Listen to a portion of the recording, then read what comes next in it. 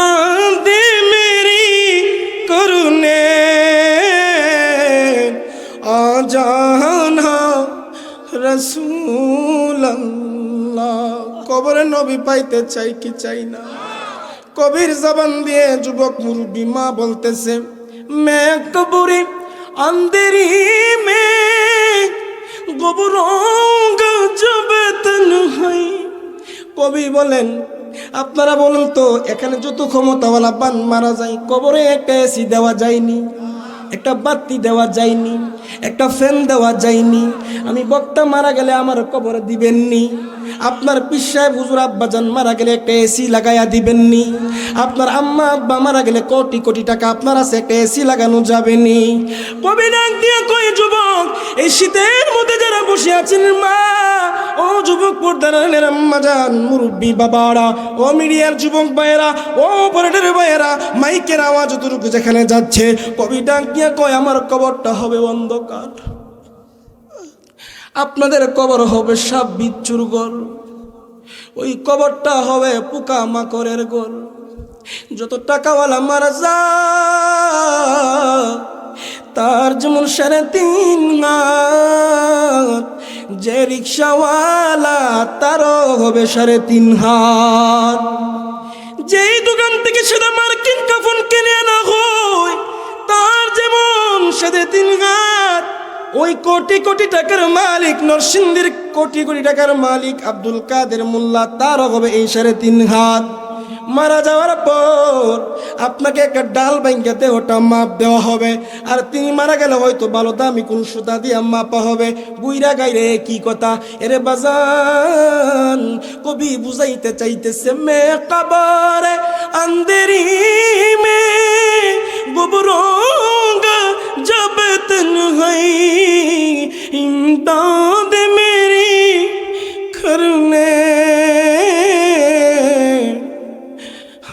জানা রসুল আল্লাহ। কবরে নবী পাইতে চাই কি চাই না? কবি বলাইতেছে কবরটা হবে অন্ধকার সাপ বিচ্ছু, ওই কবরে আমি কেমন করে থাকবো? আমি তো ভয় পেয়ে যাব, আপনারা ভয় পেয়ে যাবেন। নবী গো নবী গো নবী গো, ওই কবর অন্ধকার সাপ বিচ্ছু, কেউ আপন বলতে কেউ হবে না।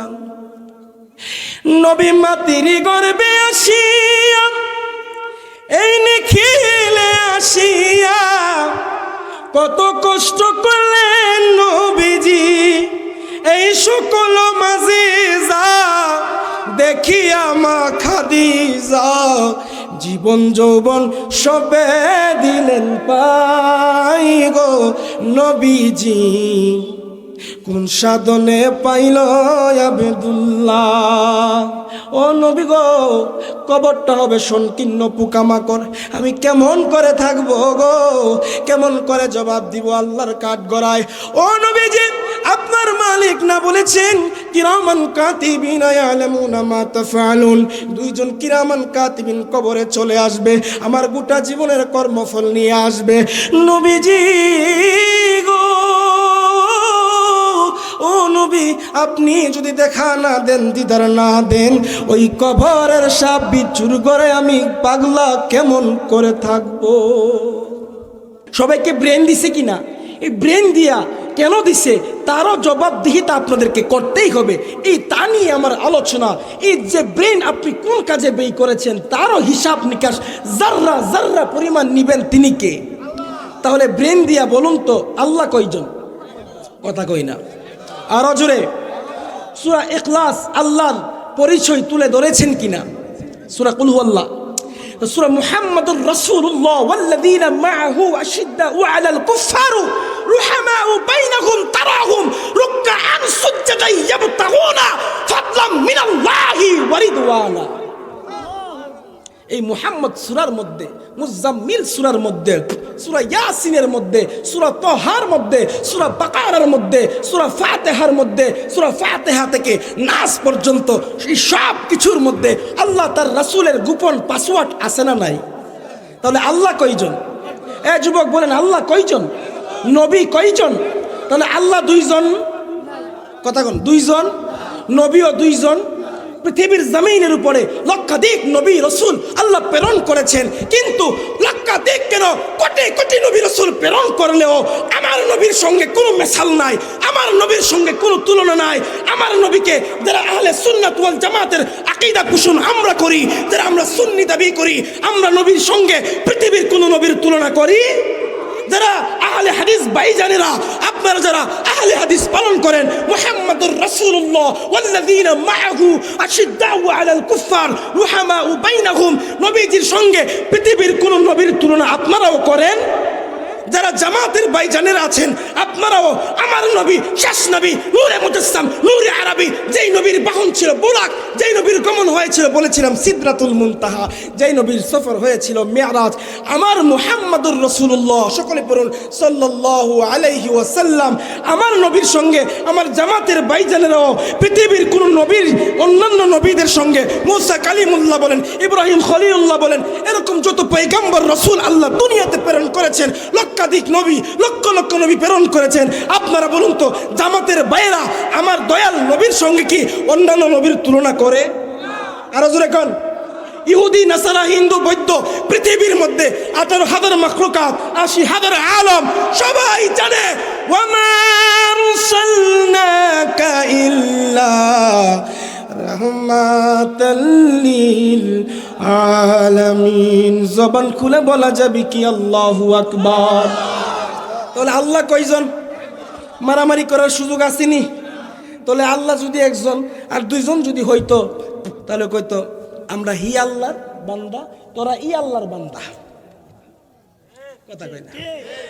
যেহেতু নবী এক, আল্লাহ এক, তাহলে অনেক নবীগুণ এসেছেন, কিন্তু আমার নবীর সঙ্গে কোনো মেসাল তুলনা। এখানে যারা বসে আছেন অনেক মানুষ আলহামদুলিল্লাহ, আপনারা এক একজন এক এক ক্যাটাগরির না? কথা বলেন। এক একজন এক এক কর্ম করেন না, এক একজন এক এক ব্যবসা করেন না, এক একজন এক এক গাড়ি চালান না, তাহলে এক একজনের কর্ম কি এক এক রকম না? এক একজনের জেহান কি এক এক রকম না? কথা কই না? তাহলে এই এক এক সবার জেহান যে যে কর্মের হন না কেন, আমি আপনাদের পায়ে কদম হাত দিয়ে বলি, বলেন তো আমার নবীর সঙ্গে পৃথিবীর কোন নবীর তুলনা আছে? তুলনা হয়? যেই নবীজির শরীর মুবারকের মধ্যে, যেই নবীর দেহ মুবারকের মধ্যে গোটা পৃথিবীর 80,000 আলম আরো কত কোটি কোটি বিলিয়ন মিলিয়ন আল্লাহ পাক সৃষ্টি করেছেন তা তিনি জানেন। ওই সমস্ত ইনসান এবং সমস্ত আলমের মধ্যে যাহা কিছু আছে সর্বশ্রেষ্ঠত্ব বানিয়েছেন কাকে? আমার নবীকে না? তাহলে সেই নবীকে নিয়ে কি হানাহানি আমরা করব, মারামারি করব? আমি বুঝতে পারছি ভাই? আমার আলোচনা বুঝতে পারছেন? তাহলে আমরা নবীকে নিয়ে আলোচনা ডিভাইডেড করতে চাই, নবীকে নিয়ে হানাহানি মারামারি করলে নবীর কোনো ক্ষতি আছে? নবীর কোনো লাভ আছে? ফাঁকি দিয়ে আমি আপনার ইমান আমল আকিদার সব ধ্বংস করে ফেললাম। এই জন্য বলুন তো, যেই জমিনের উপরে বসে আছেন, যেই জমিনের উপরে বসে বসে নবীর কদমে দুরুদ সালাম পড়তেছেন বাজান, ওই নবীজি মদিনা মুনওয়ারা থেকে আমাদেরকে দেখার ক্ষমতা সুযোগ আছে না নাই? নবীজিকে দেখার, বুঝার, জানার, শোনার আমার আব্বা আম্মা দাদা দাদি নানা নানি, এরে গাগাটের যুবক মুরব্বী আব্বা পর্দার আড়ালের আম্মা জান, যেই নবীকে আমাদেরকে মদিনা মুনওয়ারা থেকে এখানে দেখার সুযোগ দিয়েছেন, আমাদের আকীদা হলো আল্লাহ নবীকে জানাইয়া দেন, আল্লাহ নবীকে ইলম দান করেছেন, আমার নবী সব জানেন, আল্লাহ যা জানেন সবই নবীজি সব বন্ধুকে জানাইয়া দিয়েছেন। এটা আমাদের আকীদা, ঠিক না বে ঠিক? তাহলে ওই আমেরিকা এখান থেকে কোটি কোটি মাইল তফাৎ হবে না? মানে কোটি কোটি হবে না? ওই আমেরিকা কোটি কোটি মাইল থেকে দূর থেকে যদি গাগাটিয়ার যুবক যারা নবীকে নিয়ে ডিভাইডেড করো মুসলমান, কোরআন সাক্ষ্য দেয় আমেরিকা কোটি কোটি মাইল দূর থেকে স্যাটেলাইটের মাধ্যমে যদি বাংলাদেশের এই গাগাটিয়া এলাকায় কখন কি হয় দেখতে পারে রে। আর যেই নবীকে না বানাইলে স্যাটেলাইটের মালিকদেরকে আল্লাহ বানাইতো না, জমিন বানাইতো না, কায়নাত কিছুই বানাইতো না। যেই নবীকে না বানাইলে আসমান ছিল না, আসমান বানাইছেন আমার আল্লাহ। জমিন ছিল না, জমিন বানিয়েছেন আমার আল্লাহ। ও যুবক, তোমরা শিক্ষিত জ্ঞানী গুণী মানুষ, পর্দার আড়ালের আম্মা জান। কি সে উঠে রসে করতেছেন কেন আপনারা? আমি ভূমিকা ছাড়া আলোচনা ঢুকে গেলাম। আপনারা ওয়াদা করছিলেন কেউ উঠবেন না, রাগ করছেন? রাগ করছেন? যে আসমান ছিল না, চন্দ্র ছিল না, সূর্য ছিল না, জমিন ছিল না, সব কিছু ছিল না, আপনারা বলেন তো, মুরব্বী যারা বসে আছেন আমার বাবার সমতুল্য, আপনারা আমার দাদার সমতুল্য, আপনাদের পায়ের মধ্যে ধরে বলি, সত্য কথা বলেন, আপনারা 50 বছর 100 বছর আগে জমিনে ছিলেন কিনা? কথা কই না? আপনাদের বাবারা 100 200 300 বছর আগে জমিনে ছিল কিনা? বর্তমানে এখন আছেন কিনা? আবার ভবিষ্যতে একদিন থাকবেন নি? ও গাগাটিয়ার মানুষ, নবীর মোহাব্বতটা বুঝে আমি আমার আলোচনার মধ্যে ঢুকে যাব। বাজান, কিছুই ছিল না, জমিন চন্দ্র সূর্য লৌহে মাহফুজ কলম কিচ্ছু ছিল না, একজন ছিল আমার আল্লাহ। হাদিসে কুদসি মুবারকে আল্লাহ বলেন, কুনতু কানজাম বাতফিয়ান লাউলা কালামা খালাকতুল আফলাক। আমি আল্লাহ ছিলাম একা, গোপনে গোপন। আমি আল্লাহকে কেউ চিনতো না, কেউ জানতো না। ফেরেশতারা আমার ইবাদতে মগ্ন থাকতো। এখনো আপনারা নামাজ পড়লে কি হবে, না পড়লে কি হবে, আল্লাহর কোনো খাস্তা হবে না। আপনারা দুরূদ পড়লে না পড়লে আমার নবীর কোনো লস হবে না। আল্লাহ পাক বলেন, আসমানের মধ্যে এখন এমন ফেরেশতা আছে, সেজদার মধ্যে লুটে তারা সেজদায় পড়ে আছে, রুকুর মধ্যে যাইয়া রুকুতে পড়ে আছে, তাকবীরে তাহরিমা বাইদা তাকবীরে তাহরিমার মধ্যে দাঁড়াইয়া আছে, কিয়ামত পর্যন্ত দাঁড়াইয়া থাকবে। নরসিংদীর মানুষ, আপনারা নামাজ না পড়লেও আল্লাহর কোনো খাস্তা হবে না, পড়লে আমার লাভ, না পড়লে কর্মজীবনের মধ্যে আল্লাহর কাছে জবাবদিহিতা করতে হবে। আমি বুঝাইতে চাচ্ছি, আল্লাহ পাক বলেন, ওয়ামা আরসালনাকা ইল্লা রাহমাতাল লিল আলামিন।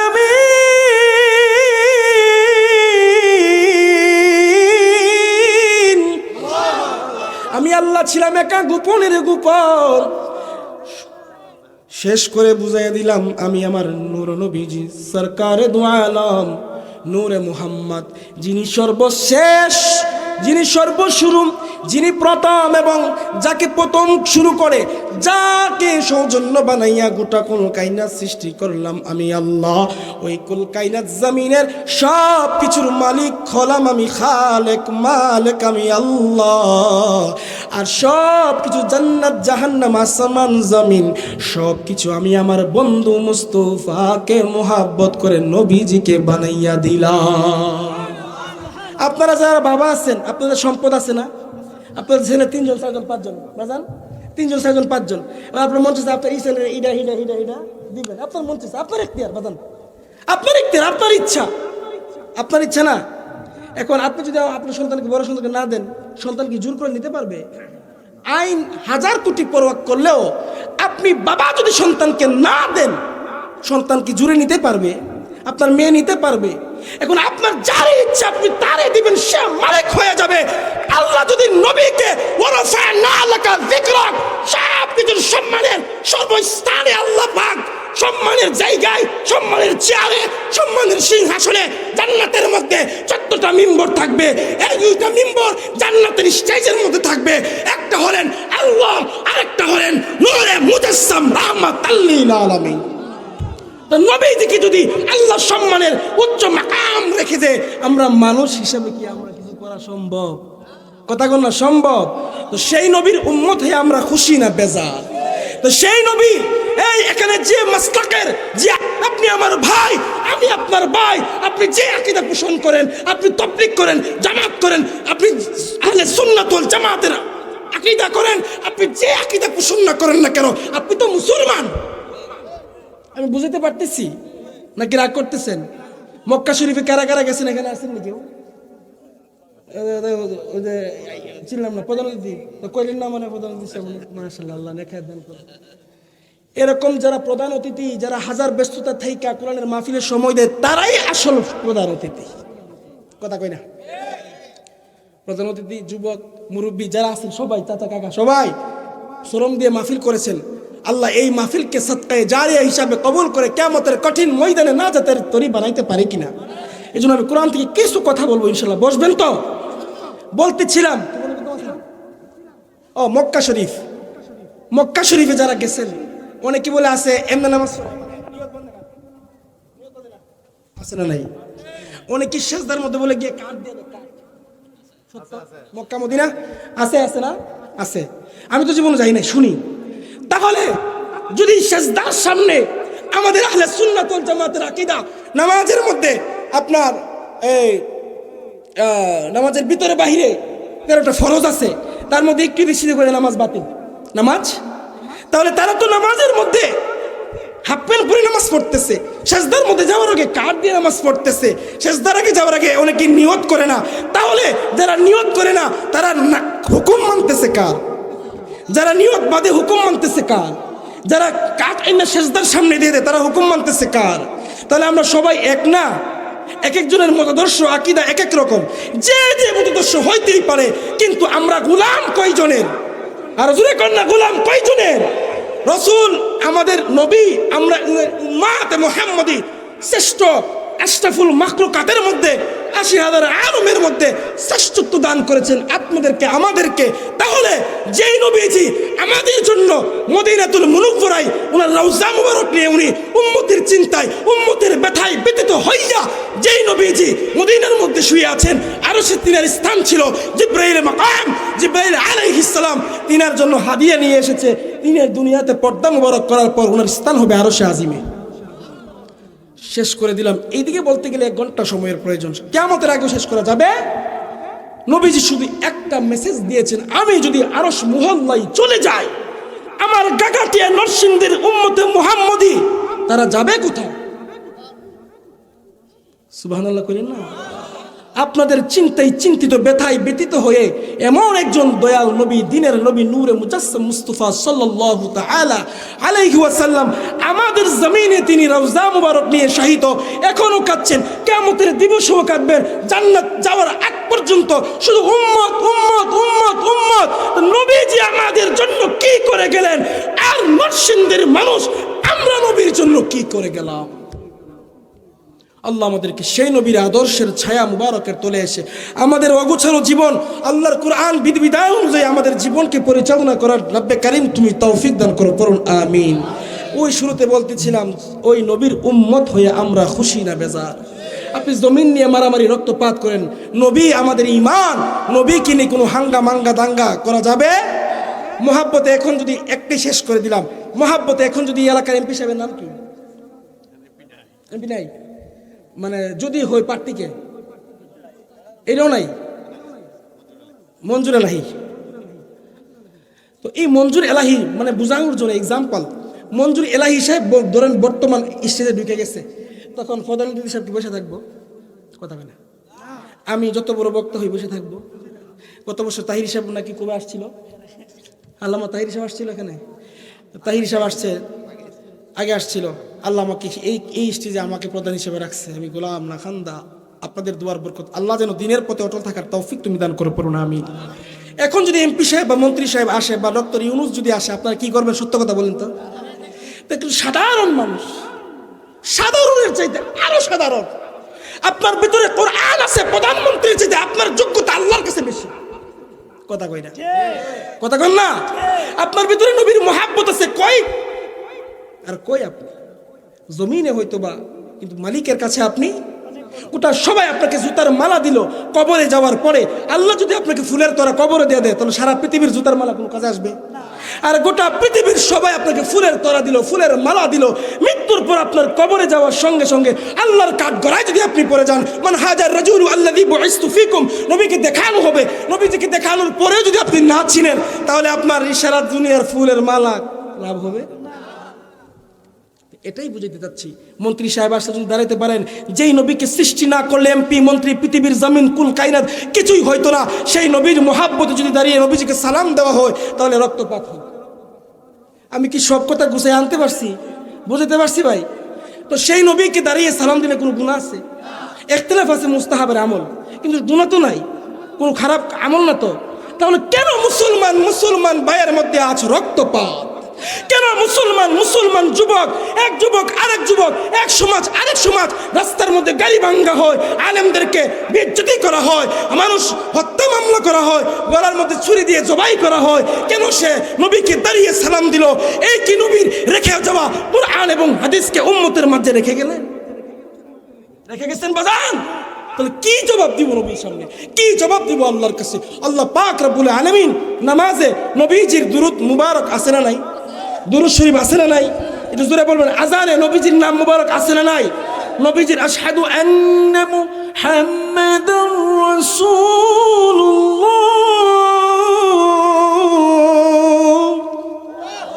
এই আয়াত না বললে কি আজান হবে? কথা কোন না, আজান হবে? জানাজার মধ্যে নবীজির উপর দুরূদ মুবারক না পড়লে আপনার জানাজার নামাজ হবে? তাহলে কিসের মারামারি আর কিসের হানাহানি? ও মুসলমান, এখনো সময় আছে। দুনিয়া কোন দিন ধ্বংস হয়ে যা, কিয়ামত হয়ে যা, এটা শেষ জামানা। নবীজির জবান মুবারকের বাণী, এটা শেষ জামানা। 1400 বছর হিজরি সনের পরে কখন কি হয়ে যাবে আল্লাহ তার রাসূল ছাড়া দুনিয়ার কেউ জানে? নবীজি নিদর্শন দিয়ে গেছেন কিনা? এটা শেষ জামানা। আপনার কবরে আপনি কি আমল নিয়ে যাবেন?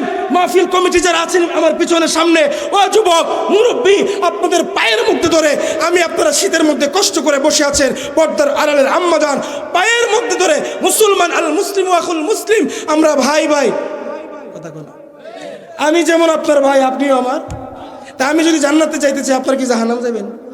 কারা কারা জাহান্নাম যাবেন? হাত তুলেন। সব প্রধানমন্ত্রী হিসাবে 1 লাখ টাকা দিব, হাত তুলেন। আছেন? হ্যাঁ, চিন্তা কর রে মন কয় যাইবারে। মুসলমান, আমি বুঝাইতে চাইলাম যে নবী কিনে হানাহানি মারামারি রক্তপাত শুধু চেয়ারের জন্য। ও যুবক, পর্দার আড়ালের আম্মাজান, সামনে পিছনে বসে যত যুবক বাবারা আছেন, মুরব্বী বাবাজান আপনারা আছেন, কষ্ট করে মাহফিল করেছেন। যেই নবী মদিনা মুনওয়ারা থেকে এখনো আমার আপনার জন্য নিদানে পড়ে পড়ে কান্দে, কবরে কাঁদবে, হাসরে কাঁদবে, মিজানে কাঁদবে, ফুলসিয়াতে কাঁদবে। এক কথা, যতক্ষণ পর্যন্ত বান্দা আমলের ত্রুটির কারণে জাহান্নামে নিক্ষেপ করা হবে, জাহান্নাম থেকে যতক্ষণ পর্যন্ত গুনাহগার উম্মত, গাগাটের মানুষ, যুবক মুরব্বী মা বোন আপনাদের সবাইকে নবী যতক্ষণ পর্যন্ত জাহান্নাম থেকে শাফাআতিহি লিআহলিল কাবাইর মিন উম্মতি, নবী যতক্ষণ পর্যন্ত গুনাহগার উম্মতকে জাহান্নাম থেকে না আনবেন, আল্লাহর জাতের কসম, ততক্ষণ পর্যন্ত কোরআন সাক্ষী, আমার আপনার দয়ার মায়ার নবী আল্লাহর তৈরি জান্নাতে প্রবেশ করবে না। জাহান্নামের গেইটে আপনি, আমি শেষ করে আমি ভূমিকা ছাড়া আলোচনায় ঢুকে যাব। জাহান্নামের গেইটে আপনি থাকিবেন দাঁড়াইয়া গো নবী। আর কেউ দাঁড়াবে? থাকিবেন দাঁড়াইয়া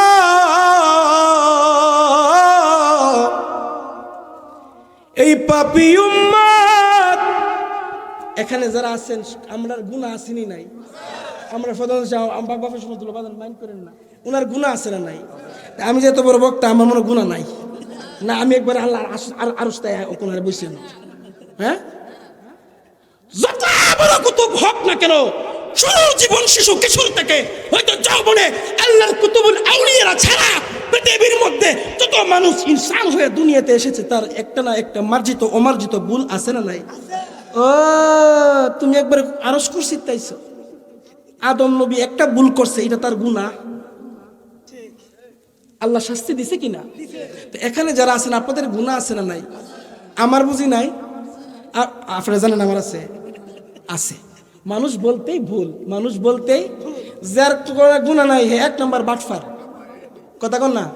গুনাহ সবার, কারো কম কারো। তোমায় ডাকলে যেতে হবে দান্দাবাজি ছেড়ে, চলো রে মন চলো আপন গরে। তাহলে গুনাহ যদি থাইক্কা তাহে, বলেন তো সেই নবীজির সামনে আমাদেরকে দাঁড়াতে হবে কিনা? তাই গুনার কারণে ফামাই ইয়ামাল মিসকালা যাররাতিন, কোরআন থেকে কিন্তু বারবার কোরআন থেকে হাদিস বলতে বলছি, ফামাই ইয়ামাল মিসকালা যাররাতিন খায়রান ইয়ারা ওয়া মান ইয়ামাল মিসকালা যাররাতিন শাররান ইয়ারা। কোন আল্লাহু আকবার। আচ্ছা, তাহলে সবাইকে জবাবদিহিতা করতেই, নবীজির সামনে যেতেই। তাহলে এই গুনাহ নিয়ে যদি নবীর সামনে নবীকে দেখানো হয়, যদি না চিনি, ওই দিন আমাদের কি অবস্থা হবে বাজান? এই প্রেমটাই বুঝাইতে চাচ্ছিলাম যে জান্নাতের ভিতরে 14টা মিম্বর আর 13টা মিম্বর মুবারক, আর জাহান্নামের গুড়ার মধ্যে একটা মিম্বরক। এটাই আলোচনা হবে।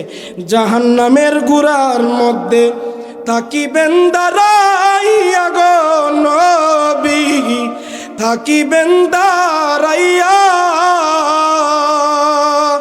এই নরসিংদীর উম্মতের কে তোরবে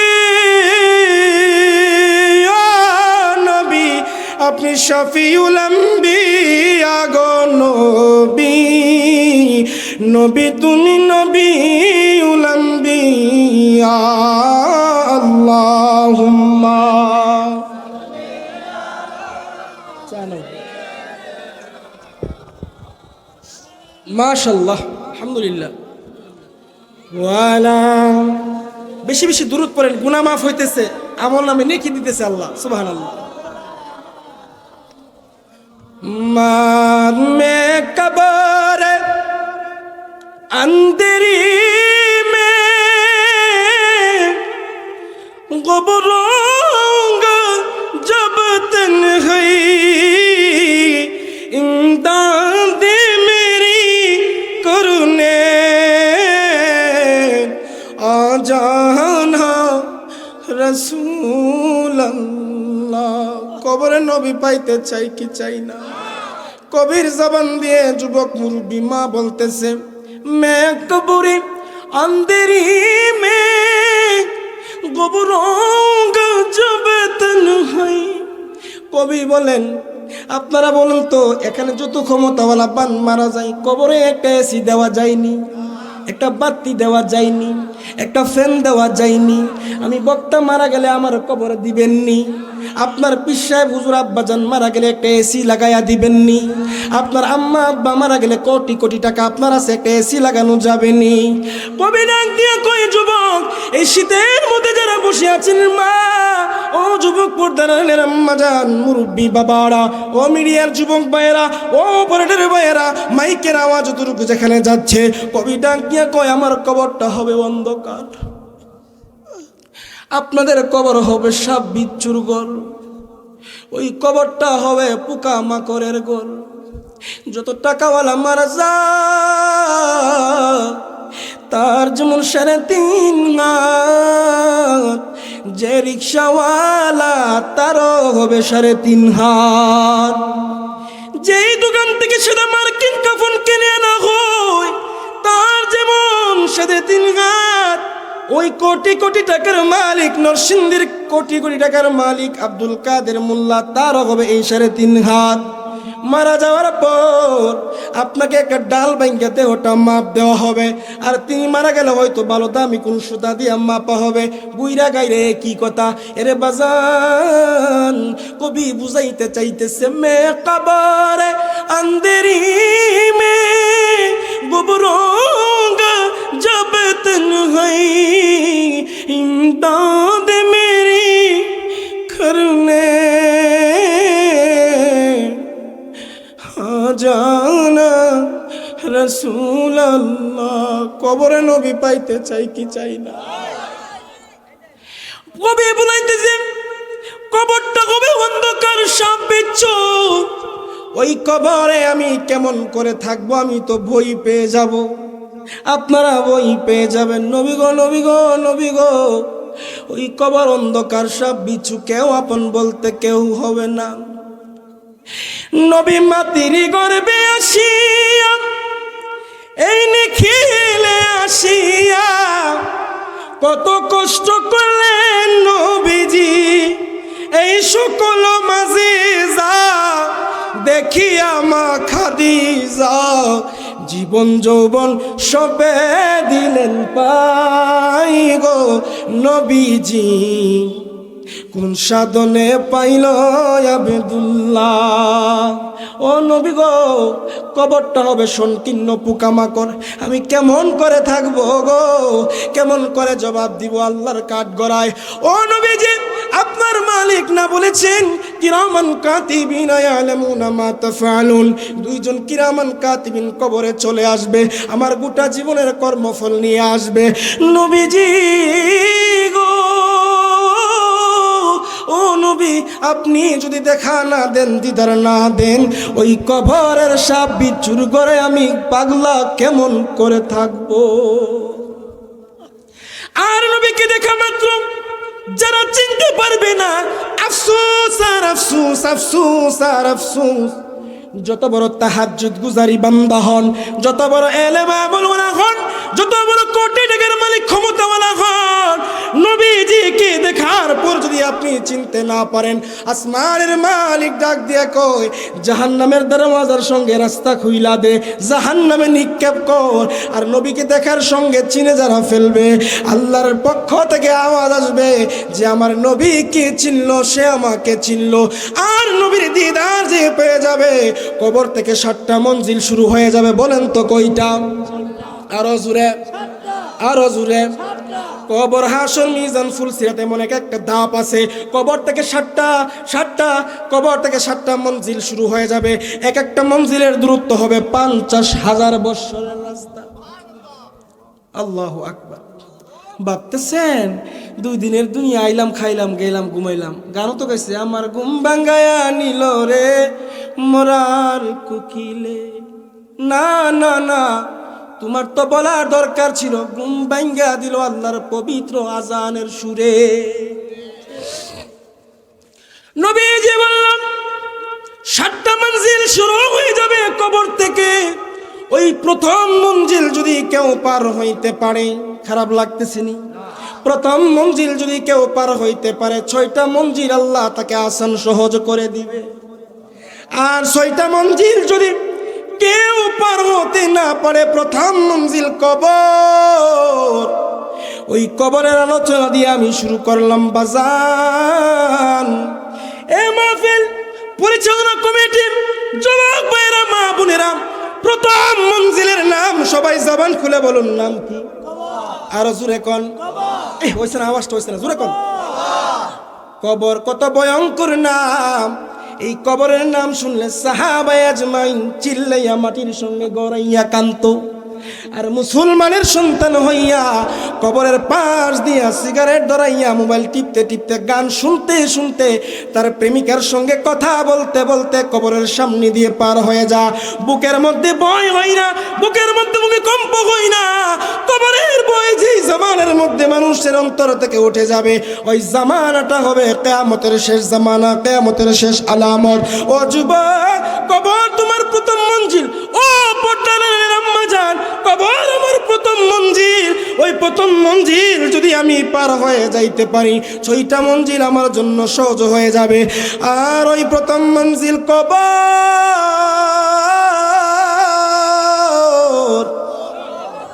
ওই কবরে যদি আপনি আমি ধরা পড়ে যাই, কবরের দিকে যদি আবার আপনার জাহান্নামের রাস্তা খুলিয়া দেওয়া হয়, বাজান চিন্তা করে দেখেন কি অবস্থা আমার আপনার হবে।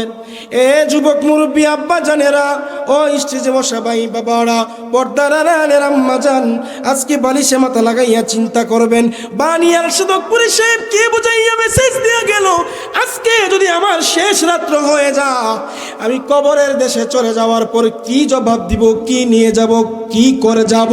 আমি আল্লাহর সামনে যেতে হবে। আমার বন্ধু বান্ধব আমার সামনে দাঁড়াইয়া সিগারেট খাবে, পাশে দাঁড়াইয়া পান নাস্তা করবে। আমার মা, আমার ছেলে, আমার মেয়ে, আমার সন্তান যতই কান্নাকাটি করুক না কেন, 3 দিন পর দাঁড়াইয়া দাঁড়াইয়া প্রস্রাব করবে। কবরে যাওয়ার সময় হবে না, আমাকে দেখার সময় হবে না, খবর নেওয়ার সময় হবে না। দোয়া করবে তো দূরের কথা, বছরের পর বছর পর হয়ে যা, মা বাবার কবর জিয়ারত করে না, মা বাবার জন্য দোয়া করে না। একদিন আমি যখন কবরের দেশে চলে যাব, বলুন তো ওই কবর দেশে যদি আমি মুক্তি না পাই, ওই কবরের জগতে আমার আপনার কি অবস্থা হবে? এই জন্য কবিতার কালামে লিখেছেন, মানুষ আইব রে এক নজর দেখি দিতে মানুষ আইব রে।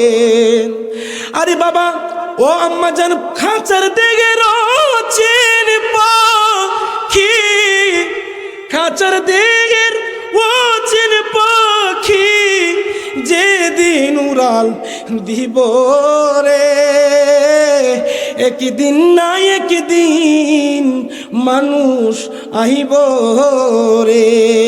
কথা কোন ঠিক না বেঠি?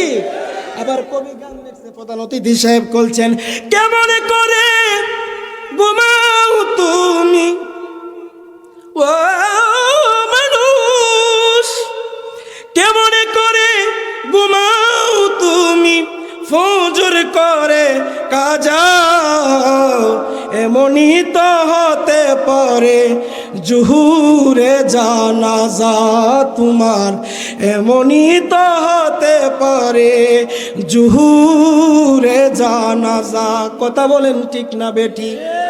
এ মুসলমান পর্দা নলের আম্মা জান, যুবক মুরব্বী, মাহফিল কমিটি, যারা মাইকের আওয়াজ শুনতে পাচ্ছেন, আমি আপনার কদমে পায়ে ধরে বুঝাইয়া দিয়ে যাই, বলে দিয়ে যাই, আপনার কবরে আপনারা যাবেন। কথা কই না? আপনারা ঠিক কইলেও ঠিক, না কইলেও আমার কবরে আমি যাব, আপনারা যাবেন? আপনার কবরে আপনি যাবেন, আপনার কবরে কেউ যাবে? আল্লাহ পাক বলেন তোমার কবরে তোমাকেই আসতেই হবে। প্রথম শুরুতে যে আয়াতে কারিমা তেলাওয়াত করেছিলাম তার অর্থ এখন সামনে আপনাদের সামনে উপস্থাপন করব, খুব মনোযোগ সহকারে শুনবেন। আফাহাসিবতুম আন্নামা খালাকনাকুম আবাসা, বলেছেন কে? আরো জোরে করুন। খারাপ লাগতেছে? জিকির করুন লা ইলাহা, আরো জোরে লা ইলাহা ইল্লাল্লাহ।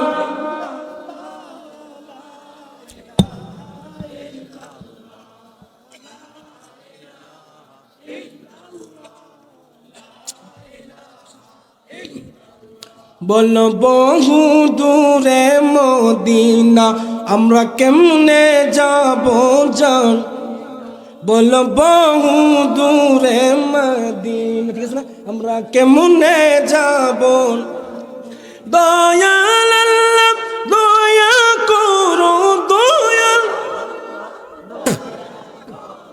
দয়াল আল্লাহ দয়া করো, ফুরাও মনের বাসনা, লা ইলাহা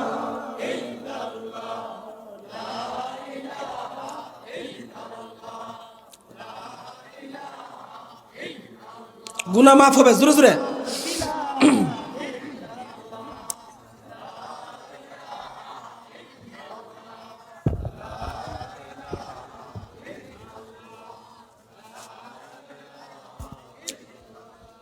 बोलो हस्बी रब्बी जल्लल्लाह माफी कल्बी,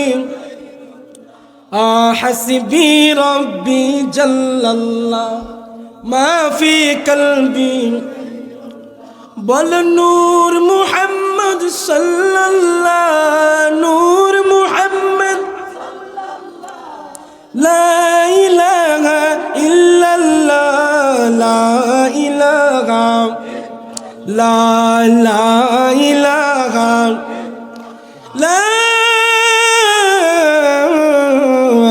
इलाहा इल्लल्लाह मुहम्मदुर रसूलुल्लाह সাল্লাল্লাহু আলাইহি ওয়া আলিহি ওয়াসাল্লাম।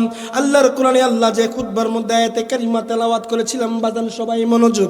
আল্লাহ বলেন আফা হাসিবিতুম আন্নামা খালাকনাকুম আবাসা ওয়া আন্নাকুম ইলাইনা লা তুরজাউন।